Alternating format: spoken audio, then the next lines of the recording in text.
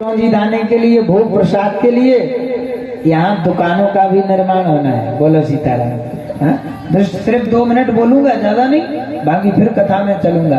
अच्छा, जिसे नाम लिखाना हो, जो भी भक्त देना चाहे कि मंदिर के लिए 500 रुपया, 1 रुपया, 5 रुपया, 1 बोरी, तो मंदिर में के बगल में वहाँ दुकान भी बनेगी।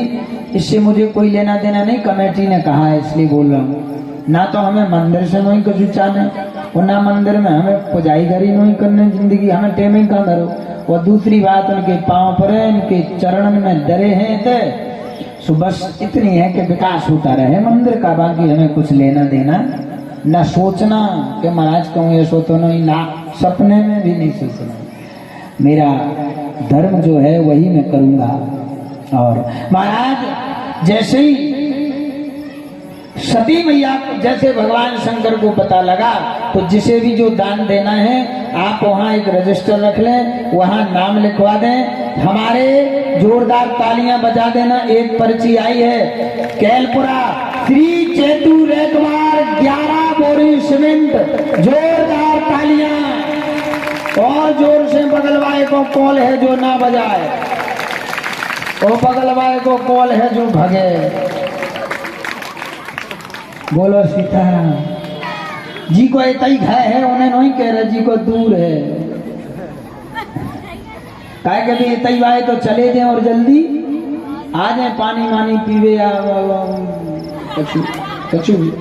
लेकिन जी को दूर है, वो भग गो तो लौट के आवे वाला नहीं।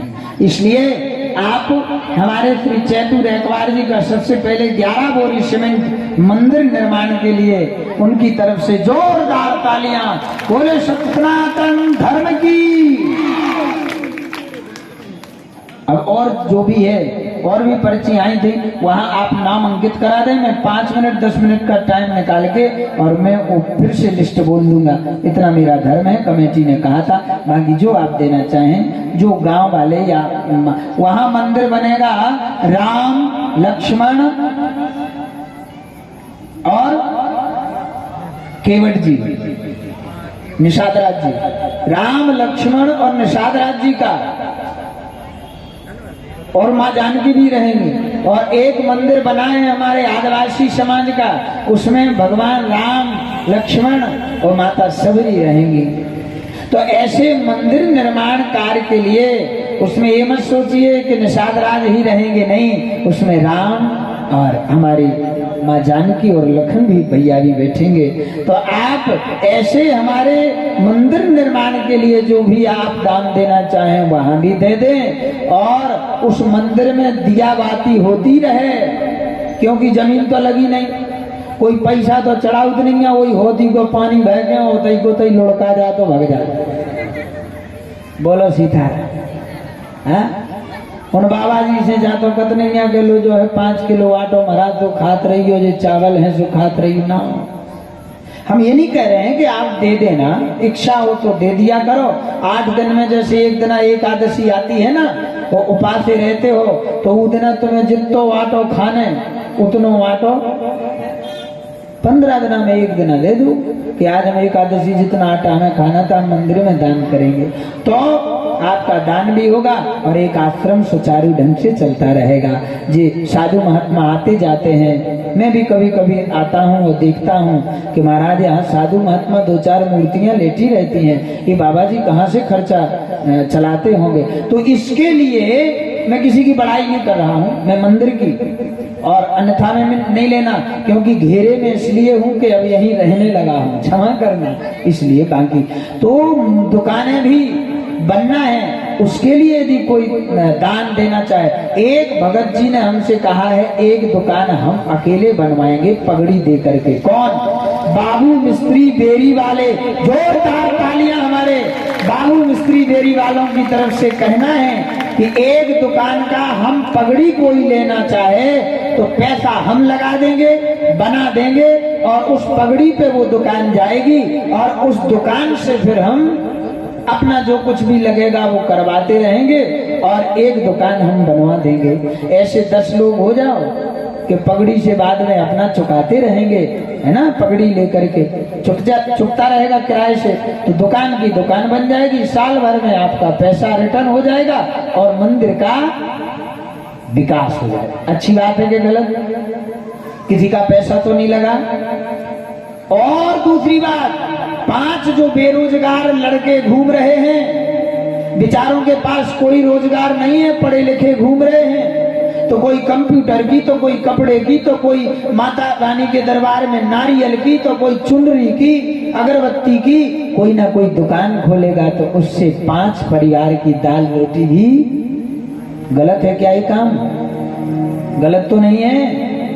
तो यदि ऐसे 10 लोग हो जाएं, यदि एक दुकान बनाने का, यदि मैं खुद का, मेरे पास सामर्थ्य नहीं है, मैं कह रहा हूं मेरे पास कोई सामर्थ्य नहीं, यदि कोई पगड़ी लेगा तो एक दुकान का जैसे भी होगा उठा धर के एक दुकान मैं भी बनवा सकता हूँ। हाँ, लेकिन मेरे पास सामर्थ्य नहीं होने के बावजूद भी मैं बोल रहा हूँ कि माता रानी के दरबार में 2 पैसा उनके लिए कुछ बचने लग जाए, इसके लिए एक दुकान मैं भी बनवा सकता हूँ। लेकिन कोई पगड़ी लेना चाहे, कोई कहे कि दुकान हम ले लेंगे, आप बनवा दीजिए, इस क्रम में तो आप ऐसे 2-4-10 लोग हो जाओ तो माता रानी के इस मंदिर का विकास करा, बस आपका पैसा भी रिटर्न हो जाएगा, मंदिर में विकास भी शुरू हो जाएगा।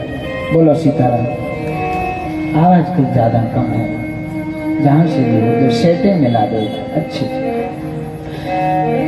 तो आए पुनः कथा में प्रवेश। यहाँ रजिस्टर रखा है। अच्छा, ये पर्ची आई है कुछ 2 तो निषादराज मंदिर निर्माण के लिए 5 बोरी सीमेंट, निषादराज मंदिर के लिए 5 बोरी सीमेंट एवं 2 दिन मिस्त्रीगरी, श्री झलकन रेखवार गुरार खेरा। जोरदार ताली हमारे झलकन भैया के लिए। सस साधुवाद, सस धन्यवाद। हमारे केलपुरा के भी जितने माते समाज हैं और सिद्ध बाबा की जिसने चर्चा करी, या महादेव घाट के मंदिर की जिन्होंने चर्चा करी थी, वो हमारा आपका सबका है। वो मंदिर भी हमारा है, ये मंदिर भी हमारा है। देर नहीं, प्रभु के दरबार में सबका काम जरूर करेंगे ईश्वर पंचमुखी हनुमान जी। तो ऐसे निषादराज मंदिर निर्माण के लिए 5 बोरी सीमेंट लिख लो भैया, ये पर्ची रखना, संभाल के देते जाओ। और भागना नहीं, कथा होगी होगी और समय पर ही बंद होगी। 10:30 बजे कथा बंद हो जाएगा, है ना, क्योंकि हमें भी। और कन्नू लोधी बसियान खेरा, वाह, कन्नू में है ना, कन्नू लोधी बसियान खेरा 1100 यानी 1100 गुम्मा मंदिर निर्माण के लिए जोरदार तालियां हमारे ऐसे राजपूत भैया को, कुन्नू भैया को। आपके माता पिता सदैव सुखी रहें, आप सुखी रहें, और यदि आपके बाल गोपाल हो गए तो वे भी सुखी रहें, हैं तो वे भी सुखी रहें। ये परिचय एक और है।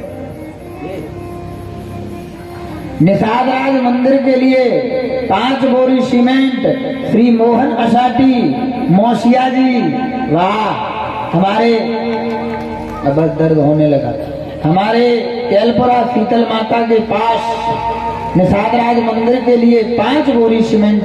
जोरदार तालियां हमारे मौसिया जी के लिए। सस साधुवाद, सस धन्यवाद, वाह, आप सबके लिए साधुवाद। शेठ जी का भी 5 बोरी का योगदान आया है। आपका परिवार सुखमय रहे, बच्चे सदैव सुखी रहें।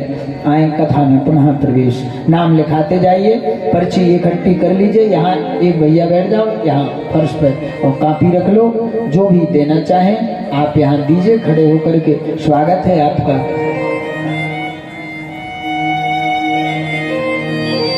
पगड़ी का कोई नाम लिखवाना चाहे कि हाँ हम पगड़ी, पैसा तो रिटर्न हो ही जाना है, साल भर लग जाएगा, क्या दिक्कत है, धर्म में ही तो जा रहा है, नाम तो हो रहा है अमर, तुम तो मर जाओगे।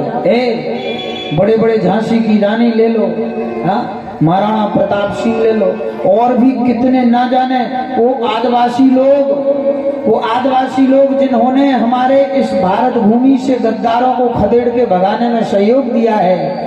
ऐसे महान महापुरुष हर समाज के लोगों ने इसमें सहयोग दिया है, हमारे मुस्लिम धर्म के लोगों ने भी इसमें सहयोग दिया है। ऐसे सभी क्रांतिकारियों को सत सत कोटि कोटि नमन, क्योंकि उन्होंने अपने लिए नहीं हमारी भारत भूमि के लिए किया है। और हम ऐसे मंदिर के लिए करें तो इसमें कौन बड़ी बात है। और रिटर्न भी होना है, और नहीं भी होगा 200-400-500 रुपये तो कोई बड़ी बात नहीं। लोग 40 रुपये का राष्ट्रीय 2 रात्रि खाते हैं तो 80 रुपया में पुच्छ पुच्छ कर देते हैं, धरती रंग डालते हैं। और ये आपका गौरव बढ़ेगा, इस मंच से आपका नाम और आपके नाम की तालियां, आपका गौरव बढ़ेगा। और दूसरा बात, आपकी मेहनत की पैसा मंदिर में लगेगा, जिससे आपके आने वाली पीढ़ियों का भी गौरव बढ़ेगा, एक अपनत्व बढ़ेगा।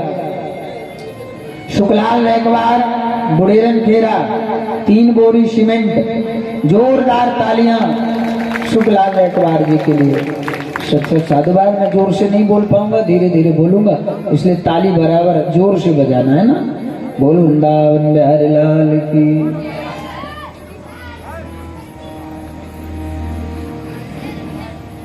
सरस्वती मरत हरिशन बर मांगा, सती मरत हरिशन बर मांगा, सती मरत हरिशन बर मांगा, सती मरत हरिशन बर मांगा।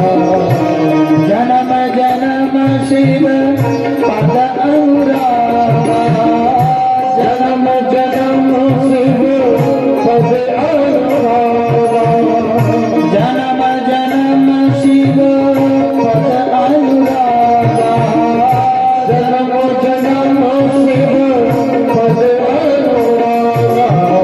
सती मरत हरिशन बर मांगा, सती मरत हरिशन बर मांगा, बर मांगा, बर मांगा। सती मैया ने जैसे ही देह को छोड़ा, और देह को छोड़ते ही सती मैया ने मरते समय सती ने एक ही वरदान मांगा था, क्या? जन्म जन्म शिव पद अनुरागा। जब भी मुझे जन्म मिले वो मेरा जन्म भगवान शंकर के लिए हो और किसी के लिए नहीं। बोलो सीताराम। हमारी इस भारत भूमि में हर समाज के भक्त हुए हैं। कोई ग्रंथों में ये नहीं कह सकता है कि कोई ऊंच नीच भेदभाव वाले, ऊंची जाति वाले लोगों को ही इसमें कथा हो। हर जाति, हर संप्रदाय के लोगों की कथाएं इसमें हैं। और इतिहास गवाह है कि महाराज इस इतिहास में ये पन्नों पर अंकित है कि जिसने अच्छे कर्म किए हैं उसका नाम इतिहास के पन्नों में अंकित जरूर है। बोलो सीताराम। और यदि तुमने एक भी गलती कर दी, क्यों? पद प्रतिष्ठा पाने के बाद भी व्यक्ति अहंकारी भी हो जाता है। आपके पास धन बढ़ेगा, पद प्रतिष्ठा बढ़ेगी तो घमंड होने लगता है। ये स्वभाव है। नहीं अस को जन्मा जग माही, नहीं तो अस जन्मा जग माही, नहीं को अस जन्मा जग माही, नहीं को अस जन्मा जग माही। प्रभुता पाई पाई नदनाई, प्रभुता पाई पाई नदनाई, नहीं तो अस जन्मा जग माही, नहीं तो अस जन्मा जग माही, नहीं तो अस जन्मा जन्मा जन्मा जग माही।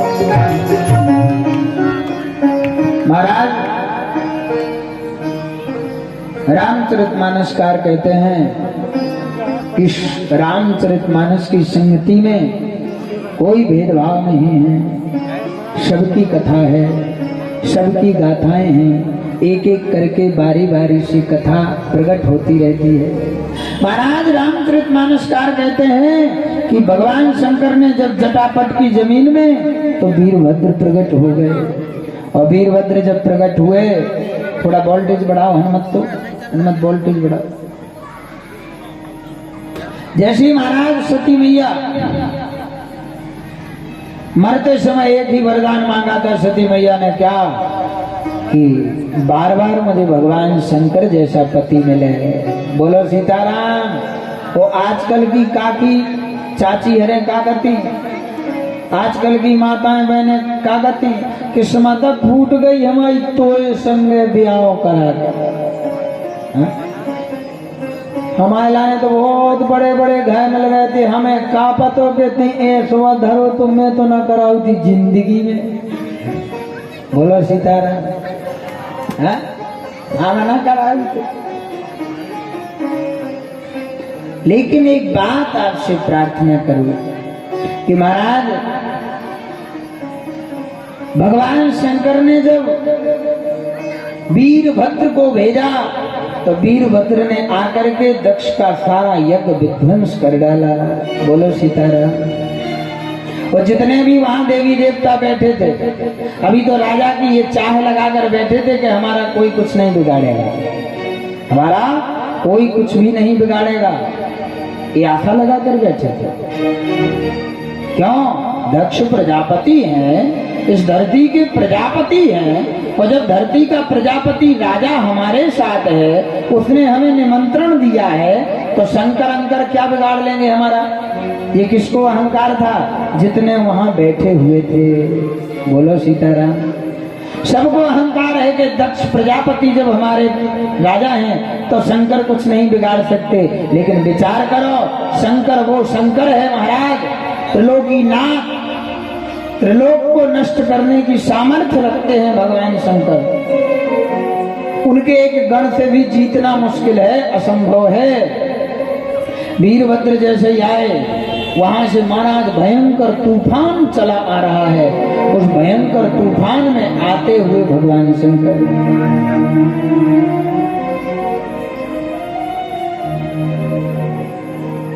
एक रूप जो भगवान शंकर का है वीरभद्र के रूप में, भयंकर वेग से वायु चल रही है, भयंकर जोर से तूफान आंधी आने लगी, दक्ष के महल में अंधेरा छाने लगा। हजारों लाखों भूत, हजारों लाखों करोड़ों प्रेत, डाकनी, चुड़ैल, बेताल, ना जाने कितने कितने प्रकार के बड़े बड़े भयंकर रूप ले ले करके महाराज दौड़ पड़े। और जैसे ही दौड़ते आ रहे थे, सैनिकों ने देखा जितने वहां उसकी व्यवस्था में बैठे थे कि अब वो कब आ जाए, क्या कहते हैं, पौंचक, अब यह हो गया। सती ने देह छोड़ दी, इसकी किसी को परवाह नहीं है। एक बेटी ने अपने प्राण छोड़ दिए अपने ही पिता के आंगन में। इन मूर्ख, इन स्वार्थी देवताओं को इससे कुछ भी लेना देना नहीं है। टस के मस नहीं हुए, क्योंकि जो अहंकारी बैठे हुए थे, इन्हें इससे कोई लेना देना नहीं कि एक बेटी ने यज्ञ के सामने अपने शरीर की आहुति दे दी तो हम देखते बैठे हैं, हम पंगत की आशा लगाए बैठे हैं कि भोजन कब मिले। धिक्कार है ऐसे समाज पे, और धिक्कार है ऐसे महाराज विचार वाले, पद्धति वाले व्यक्तियों के लिए कि बेटी के प्राण निकले और तुम पंगत की आस लगाकर बैठे हो। देवताओं ने आपस में खुसर फुसर शुरू कर दी। भैया ये अंधेरा क्यों दिखाई दे रहा है? तब तक बगल वाला बोला गैया मैया आ रही हैं, ढोर मोर चरा के, गाय चरा करके लोग लौट रहे होंगे तो उन गाय के खुरों की धूल उड़ रही है, इसलिए अंधेरा आ रहा है। तब तक बगल वाले बैठे हुए देवता ने कहा कि भैया एक गाय के लौटने का समय नहीं है, तो दोपहरी का समय है, अभी तो गाय जंगल में चल रही होंगी, ये भयंकर धूल कहां से आ रही है। तब तक दूसरे ने कहा शायद बादल आ रहे हों, बादल के पानी घनघोर घटा के पानी की लहरें छा रही हों, इसलिए ये बादल उठ रहे हैं। तब तक तीसरे ने कहा ये बरसात का समय नहीं है, बिना मौसम के बरसात नहीं होती है, ये तो कुछ और ही है। क्यों? संदेह करने वालों को थोड़ा संदेह था कि सती यदि शरीर छोड़ करके चली गई तो शंकर चुप बैठने वालों में से नहीं है। ये किसी देवता को संदेह था। यहाँ तक कि मानसकार कहते हैं कि वहां से ब्रह्मा और भगवान विष्णु तो चले गए। शिव महापुराण में भी वर्णन है कि जैसे ही देखा कि सती ने अपना शरीर त्याग दिया, जल गई, तो ब्रह्मा और विष्णु तो चले गए, अब हम यहाँ नहीं रहेंगे। अरे हमारे भगवान शंकर की आदि शक्ति जगत जननी जगदम्बा ने अपने प्राणों को छोड़ा है, हम यहाँ बैठे रहे।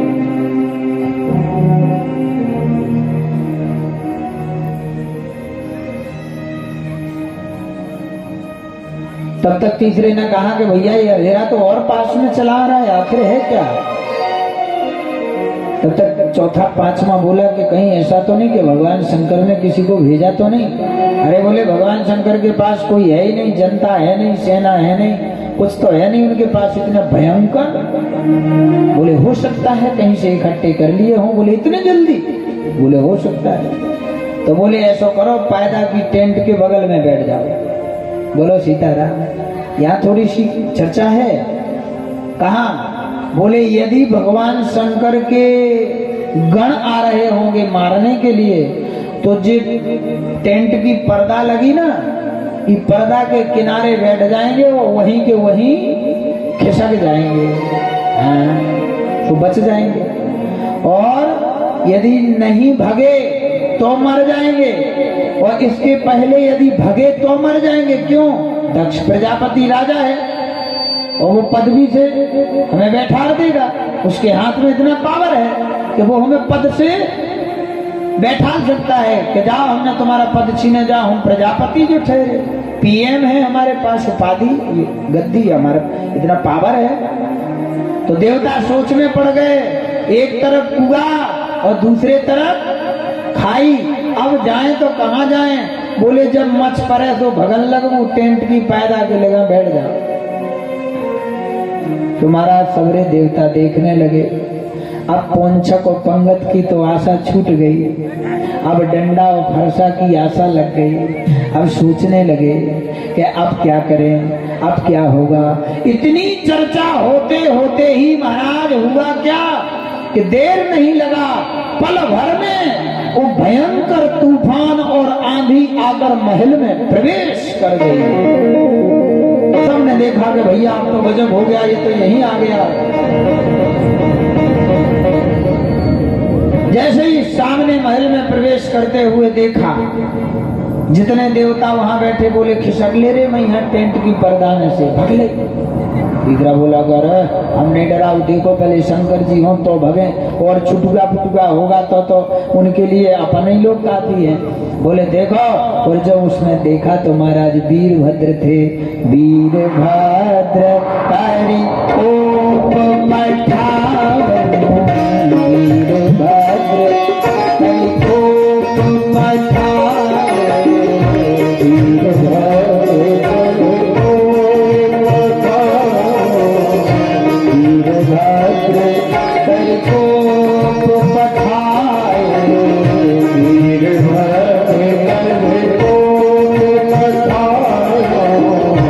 जग विध्वंस जाई दिन कीन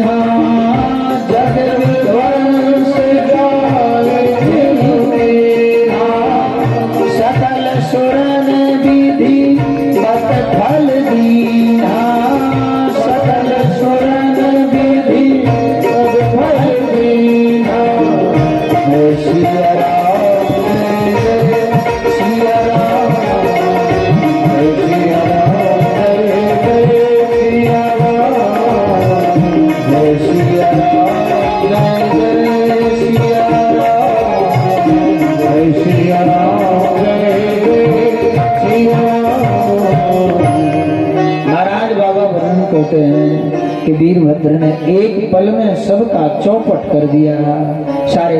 यहाँ बहुत विधि श्री महापुराण में बड़े अच्छे से कथा है, लेकिन रामचरितमानस में इतना ही है कि वीरभद्र ने आकर के सबको दंडित किया और सबको भगा दिया और अंत में